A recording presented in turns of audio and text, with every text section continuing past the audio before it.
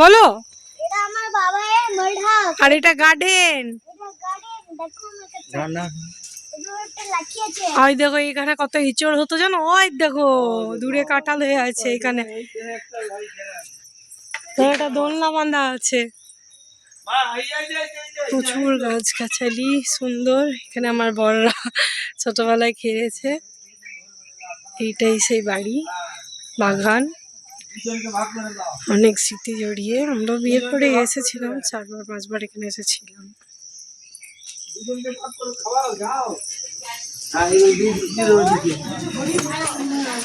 গরু বাঁধে থাকতো এখানে। এই যে দোলনা আছে, কিন্তু আমি বসেছি আমরা এই রুমটাতে থাকতাম, তাই না দোলনা আছে।